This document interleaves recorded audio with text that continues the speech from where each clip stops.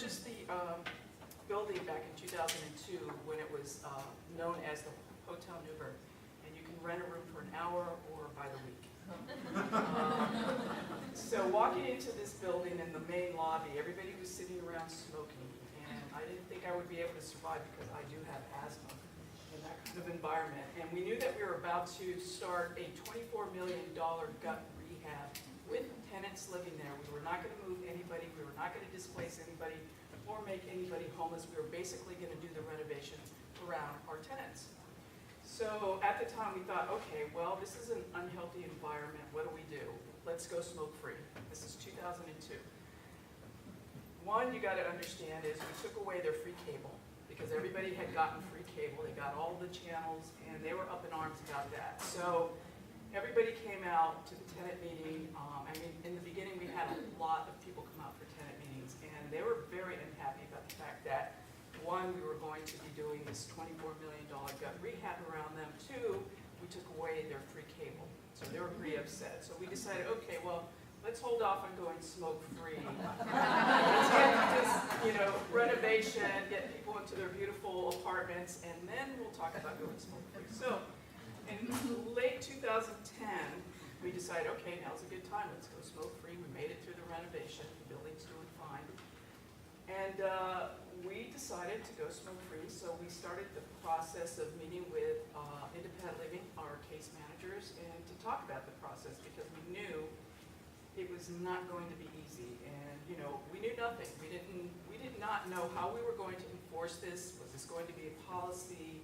Is it, are we attaching it to the lease? What's the legal ramifications of going smoke-free? I had to do a lot of research, and at the time it was. There was a lot of stuff out there, and I went onto websites, I looked at what we could do legally, put together something, an addendum to the lease, consult with a lawyer, and then put together some information, and then we sat down and met and talked about the concept of going smoke-free.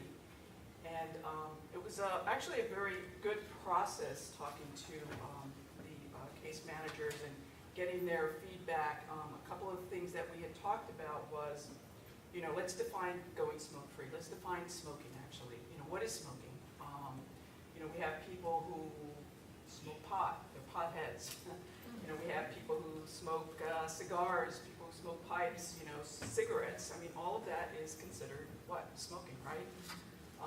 So we define smoking. We needed to talk about, well, okay, so if we're going smoke-free, where are the tenants going to smoke? We had a long discussion about that. Well, let's build an outhouse, or let's build a building, for the tenants. They're going to want something. What if it's rainy? What if it's snowing? It's going to be very difficult. Now, one of the things, where we're located in the city of Newburgh is we're located in a historic district. So building an attachment or, a pergola or something for the tenants is not an easy process. Because again, it's a historic district. So in the end, we decided, okay, well, tenants are just going to have to go outside, 25 feet away from the entrance, and smoke down by the bus stop. Everybody hangs out at the bus stop anyway. So we all agreed on that. And then the next thing, a couple of things that I want to share with you, and you'll have to remind me at the time, because I can go on about it. Who the policy applies to. Does this apply to staff as well? Because we did at the time have a couple of staff members who smoked, not only the tenants but guests and visitors as well. So we needed to be clear about that. Again, the legal ramifications. The warranty of habitability law, which a couple of tenants started to quote. And it kind of made me very nervous when they started to quote the warranty of habitability law and reasonable accommodations. So I got very nervous about that. And then again, we needed to remind everybody needed to be clear that, and I'm sure you all know this, that smokers are not a protected class. In fact, non-smokers are, because they're being exposed to secondhand smoke. We also at the time talked about, let me actually move on to the slideshow. This is the Cornerstone, by the way. I think it's a beautiful building, and it's still a work in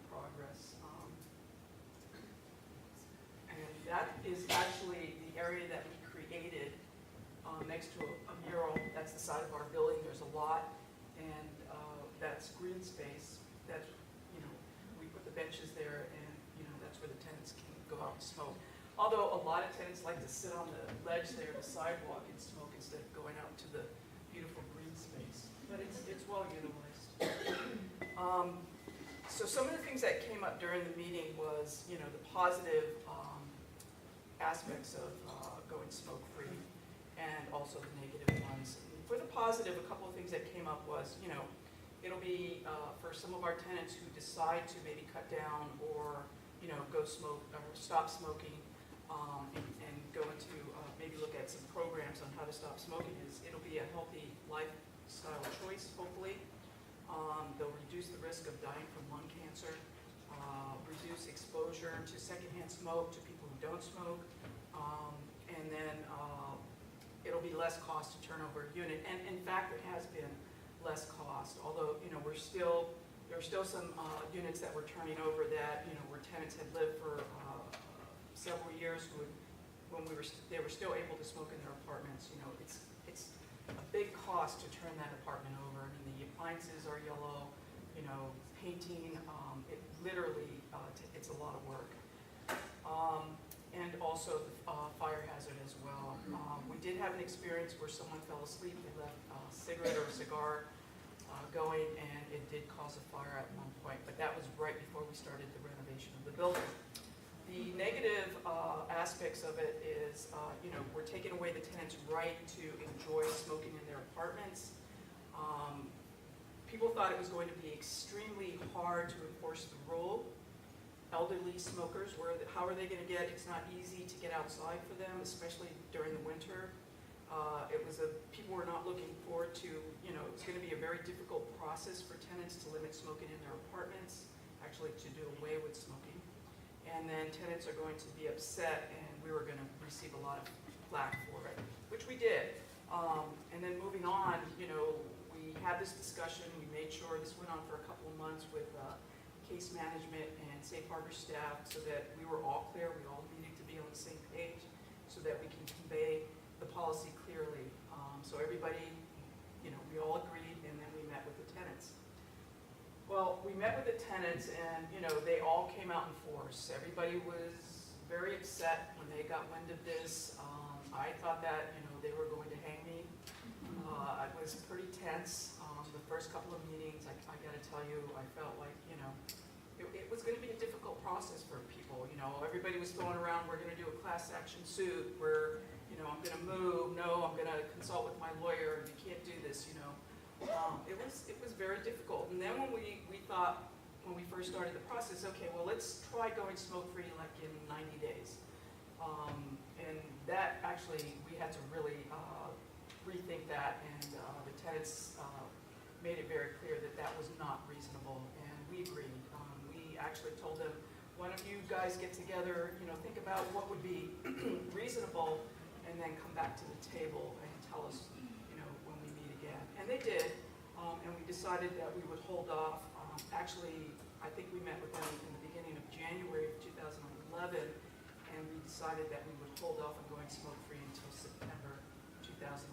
So there was a compromise, and I think that they felt that we were listening to them, and we knew that it was going to be a difficult process for them. Also, there are some things that we talked about with independent living case management that we could offer, get the tenants involved, promote. We have a wellness program in our building. Some of the programs that we could offer is the acupuncture, hypnosis, bring in, I think at the time they were just starting to look at the electric cigarette, right? That was not popular quite yet. And then also we started the sunflower project. Get people outside, get their hands in the dirt, and plant sunflowers, get them into the garden. We started to create green space, get them outside again, and engage them. So we got independent living, our case managers very involved in it. We were offering to, let's bring in people to talk about, how to quit smoking or cut down on smoking. We also created box gardens in our lot. These are some of our tenants who, to this day, these gardens are doing great. Every year they plant them.